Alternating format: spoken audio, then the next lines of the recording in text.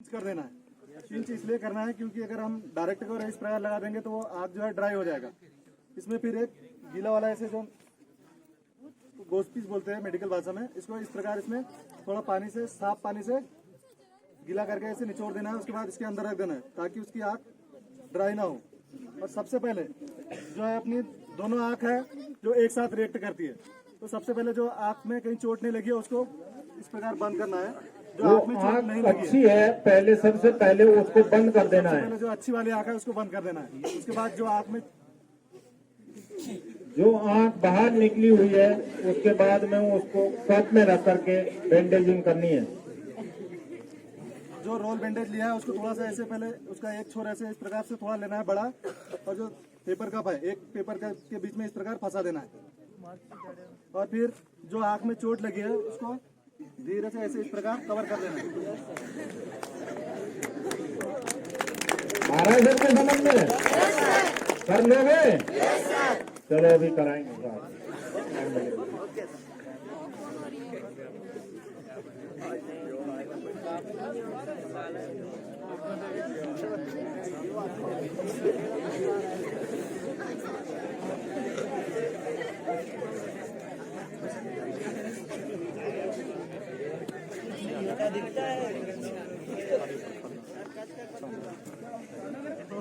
और ध्यान में रखना है पेशेंट के जो ईयर है ना उसको कवर नहीं करना है। और उनको इसमें सबसे इम्पोर्टेंट बात यह है कि अगर आंख बाहर निकली हुई है तो उसी पे पेपर कप को लगा करके कवर कर देना है। आपने आंख उठा करके कप के अंदर नहीं डालनी है।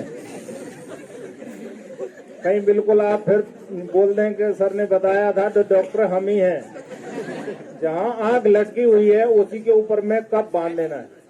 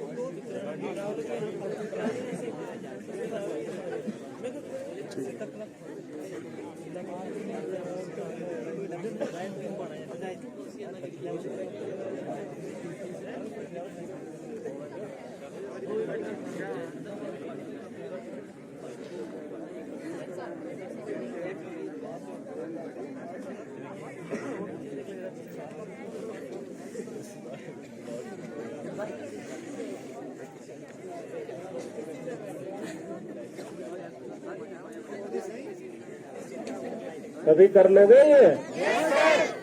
चलो आप कराएंगे अभी थोड़ी देर में।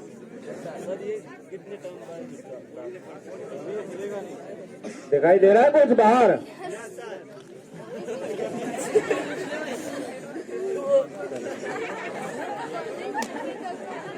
ले जाओ। ये समझ आ गई आपको? ये जो इसकी एक आंख बाहर आई थी तो अच्छी वाली आंख को क्यों बंद किया था? दोनों आंख क्या होती है एक साथ रिएक्ट करती हैं। ऐसे है कोई कि जो बोलता कि मैं इस आंख से इधर को देखता हूँ और इसको इधर को देखता हूँ, नहीं है ना। अगर मुझे यहाँ देखना तो दोनों आंख का इधर हो जाएगी, इधर देखूंगा तो दोनों एक साथ आएगी। तो जो खराब आंख है तो वो जो अच्छी वाली वो अगर उसको बंद नहीं करेगा तो वो इधर उधर घूमेगी, तो जो निकलेगी बाहर वो भी घूमने शुरू कर देगी। तो वो क्या होगी, आपकी आंख जो है डेड हो जाएगी। तो अपना डॉक्टरी नहीं करना है, इसको इस तरीके से कहीं पेपर कप लगा के इस तरीके से जल्दी जो है इसको मेडिकल के बेस कैंप में पहुंचा देना है ताकि उसका ट्रीटमेंट अच्छा से होगा। तो समझ गए? अभी जो आंख वाला ट्रीटमेंट किया था उसको करने के बाद में हॉस्पिटल पहुंचाना है, अपने पास नहीं रखना है कि पेपर कप में ठीक हो जाएगी। ठीक है, अब एक बंदा और आ जाओ। एक स्टूडेंट इधर आ जाओ, कोई भी आ जाओ।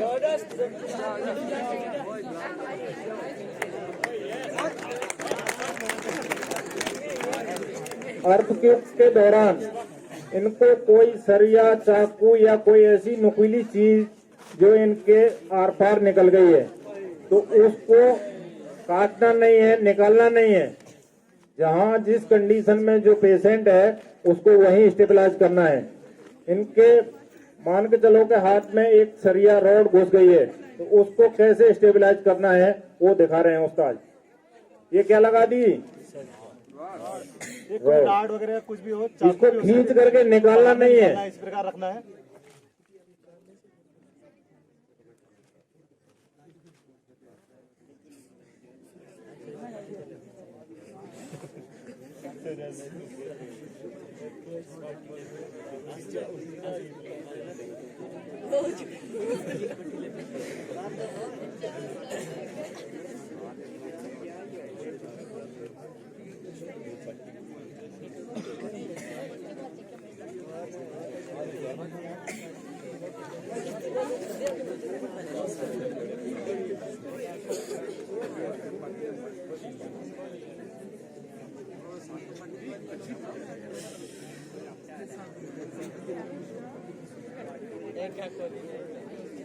बांधोगे ऐसे?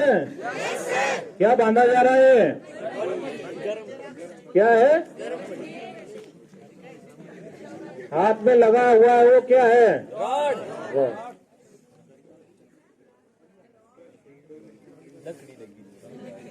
कोई भी चीज हो सकता है, चाकू हो सकता है, कोई भी नुकीली चीज हो सकती है।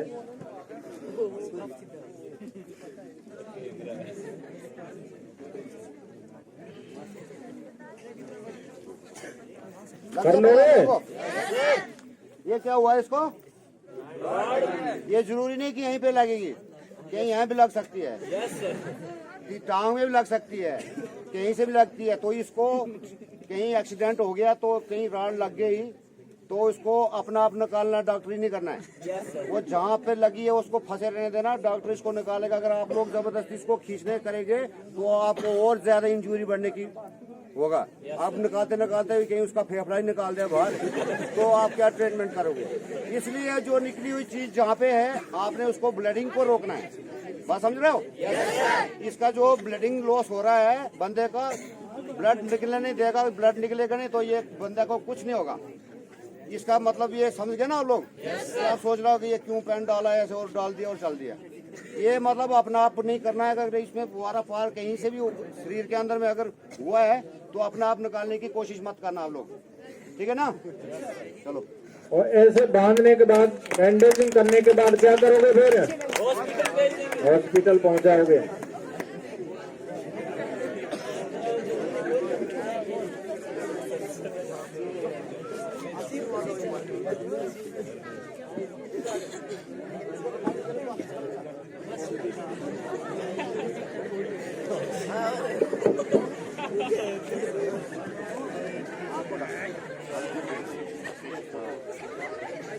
अभी तो ठीक ठाक है, टेंशन मत कर यहाँ पे।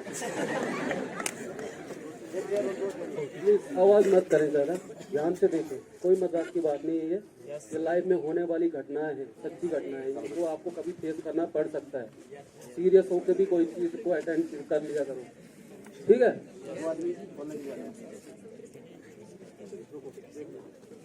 ये तो थी माइनर इंजरीज, क्या छोटी मोटी इंजरीज को कैसे हमने फर्स्ट एड किया। पीएचडी बोला था ना उस्ताद ने, प्री हॉस्पिटल ट्रीटमेंट बोलते हैं। जब तक पेशेंट हॉस्पिटल में नहीं पहुंचा है उस ट्रीटमेंट को क्या करते हैं एनडीआरएफ की टीम या एसडीआरएफ की टीम क्या करते हैं, उसको ग्राउंड लेवल पे करती है, उसको बोलते हैं प्री हॉस्पिटल ट्रीटमेंट। हॉस्पिटल में पहुंचने के बाद अगला ट्रीटमेंट शुरू होता है।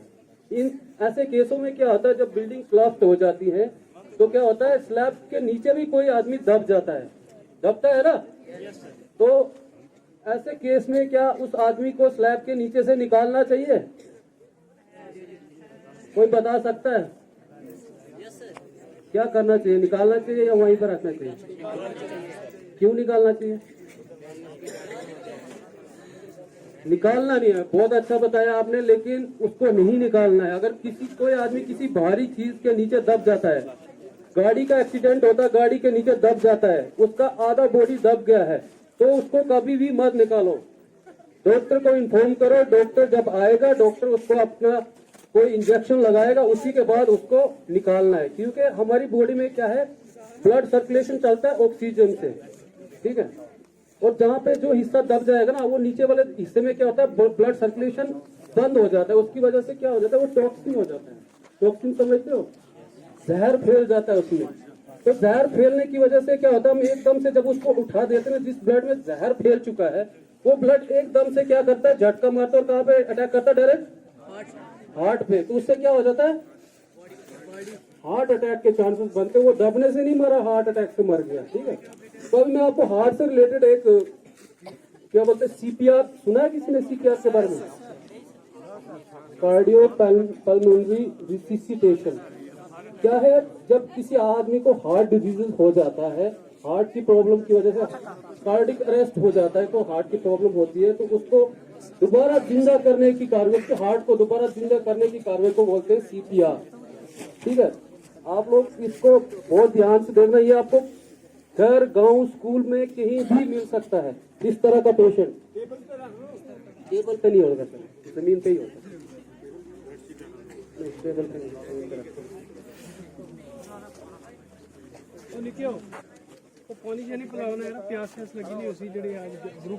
ठीक है ठीक है, अभी बैठो, मैं बताऊंगा कब आपने खड़ा होना है। अभी आप शांति बनाए रखें, आराम से बैठे रहे। ठीक है, सबसे पहले क्या, हार्ट का जो पेशेंट होता है ना, सिर्फ उसी को सीपीआर नहीं दिया जाता है। जैसे किसी को हार्ट का बोलते हैं ना, हार्ट का पेशेंट है, हार्ट डिजीज जिस पेशेंट को होगा सिर्फ उसी को ही सीपीआर नहीं दिया जाता, बल्कि किसी को इलेक्ट्रिक शॉक लग जाता है उसको भी सीपीआर दिया जाता है। कोई पानी में डूब जाता है तो 1 घंटे तक पानी, ठंडे पानी में डूबने के बाद 1 घंटे तक आदमी जिंदा रहता है। पता है सबको? नहीं पता है। 1 घंटे तक ठंडे पानी में आदमी जिंदा रहता है, क्योंकि हमारे हार्ट में ना ऑक्सीजन होता है, वो उसी ऑक्सीजन की मदद से कुछ देर तक जिंदा रहता है, उसको भी सीपीआर दिया जाता है। और ट्रॉमा वाला कौन सा होता है, जिसको जैसे कोई एक्सीडेंट में एकदम से कोई इंजरी दिखाई नहीं दे रही हो, वो बेहोश हो गया, उसको भी सीपीआर दिया जाता है। ठीक है, इस तरह से बहुत सारे हैं, लेकिन मैं नॉर्मल आपको मेन से बता दिया। सीपीआर देने की कार्रवाई शुरू करने से पहले मैं आपको बताऊंगा कि सीपीआर कैसे और कौन सी हालात में दिया जाता है और कब दिया जाता है। आपको ये पता होना चाहिए, आप जिस पेशेंट को सीपीआर दे रहे हो वो कितने मिनट पहले बेहोश हुआ है। ऐसा नहीं है कि ये हुआ 10 बजे बेहोश और आप 4 बजे उसको सीपीआर दे रहे हो, वो डेथ है, मतलब वो डेड हो गया, उसको सीपीआर नहीं दिया जाता। आपको ज्यादा से ज्यादा आधा घंटा 1 घंटे के आसपास अगर कोई पेशेंट मिलता है तो उसको आप सीपीआर की कोशिश करते हो। ऐसे नॉर्मली सीपीआर का देने का टाइम है 10 मिनट के अंदर अंदर, उसके अंदर आपने अगर सीपीआर दे दिया तो आप उसको पक्का बचा सकते हो। इसको सीपीआर को देने का तरीका सबसे पहले है, बाकी प्रैक्टिकल में बाद में बताऊंगा, थोड़ी नॉर्मल सी थ्योरी है, शॉर्ट कर रहा हूँ। इसमें क्या होता है, हम कंप्रेशन देते हैं चेस्ट के ऊपर, 30 कंप्रेशन देते हैं और 2 वेंटिलेशन देते हैं। वेंटिलेशन समझते हो? अपने मुंह से ऑक्सीजन उसको देंगे। ठीक है, ये 30 कंप्रेशन होते हैं। 1 मिनट में कम से कम 100 से लेकर 120 कंप्रेशन हमने देने होते हैं, और ये लगातार चलते रहते हैं जब तक वो पेशेंट होश में ना आ जाए या फिर हमारे पास कोई मेडिकल की सुविधा अवेलेबल ना हो जाए, तब तक इसको दिया जाता है।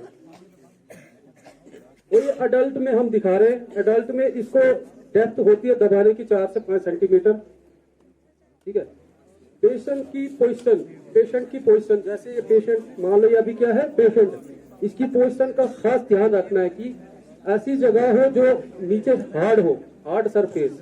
ऐसा नहीं होना चाहिए कि पेशेंट का हेड कहीं है, लेग कहीं है, मतलब बिल्कुल लेवल में होना चाहिए और हार्ड सरफेस होना चाहिए। और पेशेंट ने जैसे भी कोई टाइट चीजें लगाई हुई हैं, शर्ट लगाई हुई है, तो उसकी चेस्ट के बटन खोलें। यदि लेडीज है तो आपके आसपास कोई लेडीज होगी, उनकी मदद ले और बेडशीट से कवर कर ले। उसके बाद आप अपना मतलब सीपीआर की कार्रवाई कर सकते हो। और लेडीज की प्राइवेसी का खास ध्यान रखा जाए इस टाइम पे। ठीक है, चेस्ट को आप 2-3 बटन खोल के विजिबल कर ले। उसके बाद क्या करना है, आपने जायफट प्रोसेस होता है हमारे बॉडी में, एक जगह है जायफट प्रोसेस, ये जो इधर इस जगह को बोलते हैं स्टेनम, चेस्ट के बीच में एक हड्डी होती है हार्ड सी, वो हड्डी का एक एंड होता है, वहां पे एक छोटा सा हिस्सा होता है, गड्ढा जैसा होता है, जायफट प्रोसेस बोलते हैं इसको। इसको आपने सबसे पहले लोकेट करना है। ठीक है, ये लोकेट करने का मैं बताऊंगा आपको सब। इसको लोकेट करने के बाद आपने क्या करना है, हार्ट की पोजीशन को देखना है।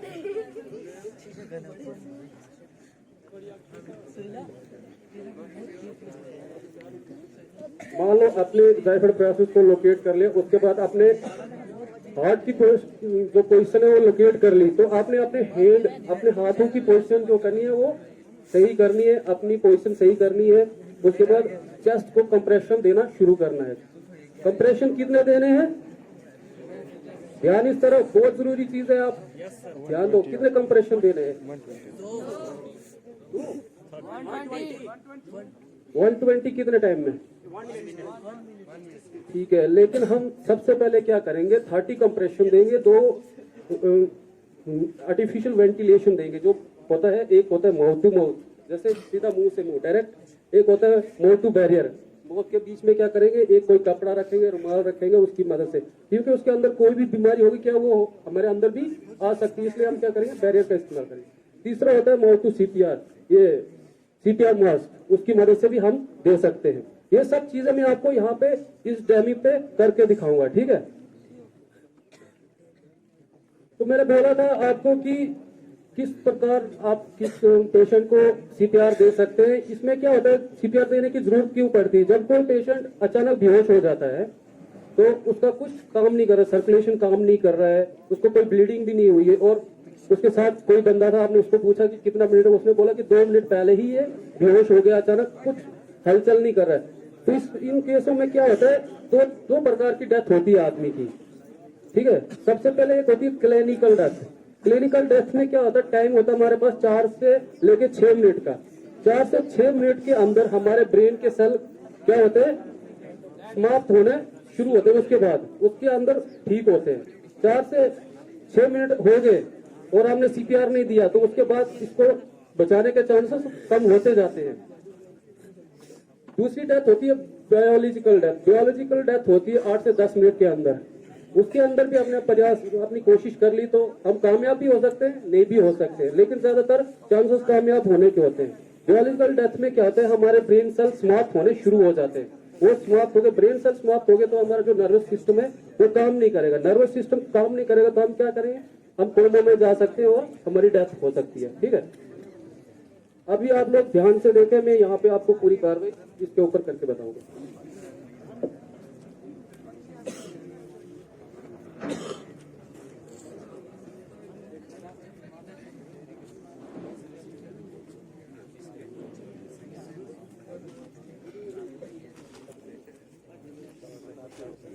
ठीक है, जैसे हम यहाँ पे आए, हमें मिला, मैं ये से इनके साथ या कोई और था, उसको पूछा कि क्या हुआ, बोला इनको 2 मिनट पहले ही बेहोश हो गए, अभी तक ये बात नहीं कर रहे, कुछ हरकत नहीं कर रहे, तो क्या हुआ। मैं आया, मैंने अपना इंट्रोडक्शन दिया कि मेरा नाम मोहम्मद असलम है, मैं तेरा NDRF से ताल्लुक रखता हूँ, मैंने मेडिकल के फील्ड में थोड़ी बहुत ट्रेनिंग पाया हुआ हूँ, क्या मैं आपके पेशेंट को देख सकता हूँ। तो उन्होंने मुझे परमिशन दी, तो मैं परमिशन के बाद इनका देखना शुरू कर रहा हूँ।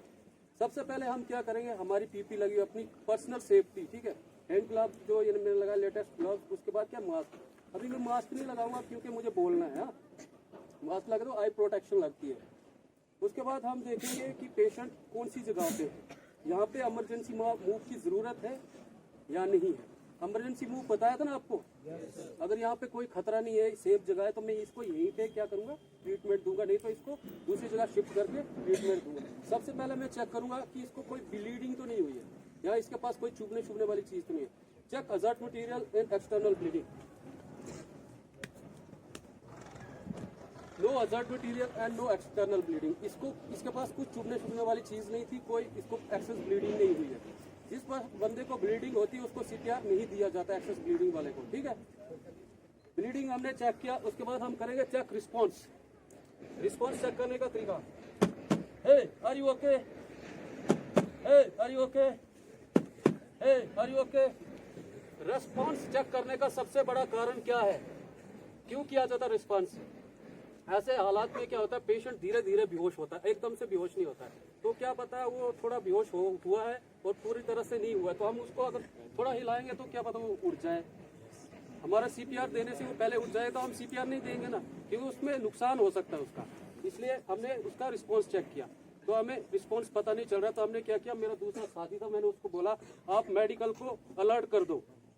हमारे पास यहाँ पे मेडिकल प्रेजेंट नहीं है, ये क्या करेंगे, मेडिकल को फोन करेंगे EMS, ठीक है, इमरजेंसी मेडिकल सर्विस जो 108 एम्बुलेंस आपने देखा होगा, पूरे इंडिया का पूरे वर्ल्ड में घूमती है, वो अपने अपने नंबर में, इंडिया में 108 के नंबर से है। हाँ?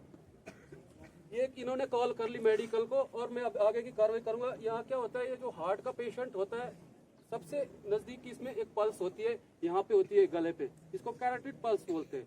ये सबसे आसानी से मिलती है और हार्ट के नजदीक भी होती है। अभी अपना अपना चेक करो, कहीं मिल रही है? यहाँ हाथ लगा करके देखो, देखो यहाँ लगा करके, यहाँ ये हड्डी है ना छोटी सी, डब डब डब डब हो रही है। किस किस को मिल गया? मिल गया सबको? ये चेक करना है कि हाँ चल रहा है, ये भी उसकी बाद में CPR देना है। ये पल्स दोनों साइड होती है हमारे, ठीक है, आप किसी भी साइड चेक कर सकते हो। फिलहाल अपनी साइड जहाँ पे आप बैठे हो उसी साइड पे चेक करेंगे। हमने देखा कि इसका पल्स एब्सेंट है, सर्कुलेशन एब्सेंट, मतलब सांस भी बंद है। सर्कुलेशन एब्सेंट कब होता है? जब हमारी सांस रुक जाती है। अगर हमारी सांस चलती रहेगी तो ब्लड सर्कुलेशन क्या होगा? चलता रहेगा, क्योंकि ब्लड और ऑक्सीजन मिलके काम करते हैं दोनों, ठीक है। क्यों? ऑक्सीनेट, जब ऑक्सीजन ब्लड को ऑक्सीनेट करेगा तभी ही पूरी बॉडी में जाता है, नहीं तो वो जहरीला माना जाता है, ठीक है। मान ले इसका सर्कुलेशन एब्सेंट है, तो हमने इसका क्या किया, एयरवे चेक किया कि इसके मुंह में कुछ फंसा हुआ तो नहीं है। तो हम इसका क्या करेंगे, इधर से एयरवे चेक कर सकते हैं। इसका तरीका है, मैंने इसका मुंह खोल के चेक किया, कुछ नहीं है मुंह में। ये एक तरीका था। दूसरा तरीका ऐसे भी है, ठीक है। 2-3 तरीके हैं, 2 तरीके आपको बता रहा हूँ। मुंह में कुछ नहीं है। और एक तरीका इसका फील करने का, LLF का एक तरीका है, जिससे हम क्या करेंगे, सुनेंगे भी, महसूस भी करेंगे और देखेंगे भी। देखें,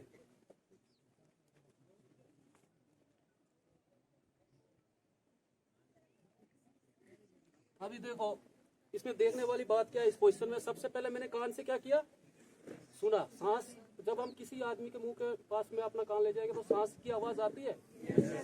तो मेरी आंखों की जो साइड है वो कहाँ, किस तरफ? पेट की तरफ है। जब हम सांस लेते हैं तो पेट राइज एंड फॉल होता है ना, तो वो मुझे दिखाई दे रहा है। यह है लुक, लिसन और फील का, ठीक है। मैं देख भी रहा हूँ और फील क्या कर रहा हूँ, पेट, है ना, समझ गए।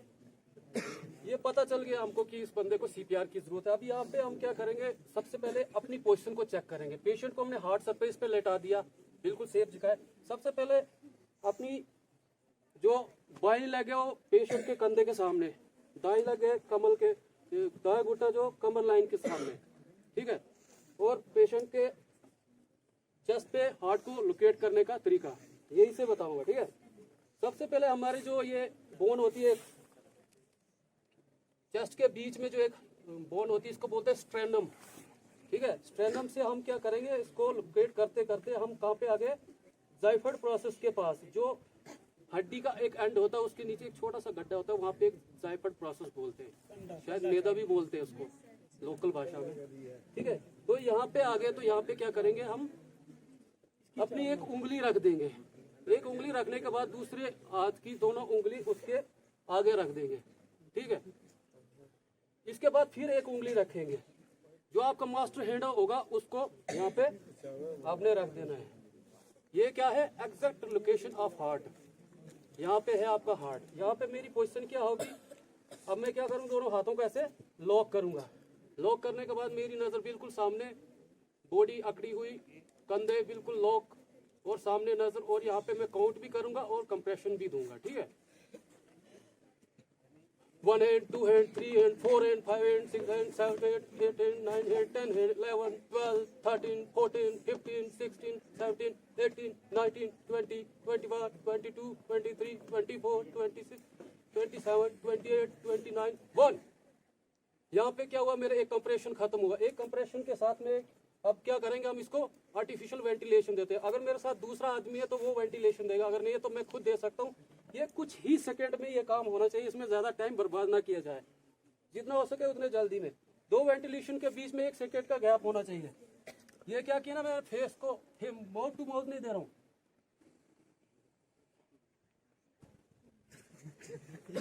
अगर इसी में कोई बच्चा है, चाइल्ड है, तो उसको वेंटिलेशन देने के लिए उसकी मुंह और नाक दोनों को ही अपने मुंह से कवर कर लेना है। 1 hand, 2 hand, 3 hand, 4 hand, 5 hand, 6 hand, 7 hand, 8 hand, 9, 10, 11, 12, 13, 14, 15, 16, 17, 18, 19, 20, 21, 2, 3, 4, 5, 6, 7, 8, 9, 2.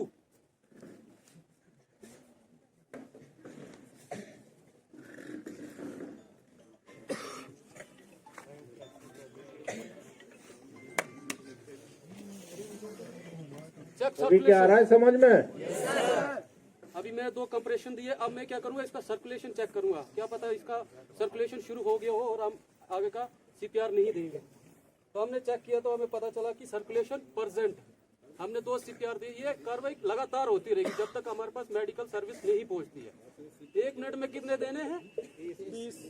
120, 30 नहीं, 100 से लेके 120 तक।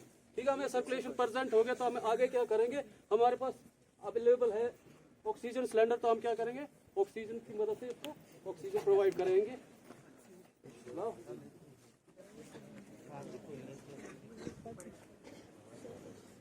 सीपीआर दे दोगे? कौन कौन बोलता है दे देंगे? इसका ये तरीका है, मैं लगा कर नहीं दिखाऊंगा, ऐसे हम इसको ऑक्सीजन दे देंगे।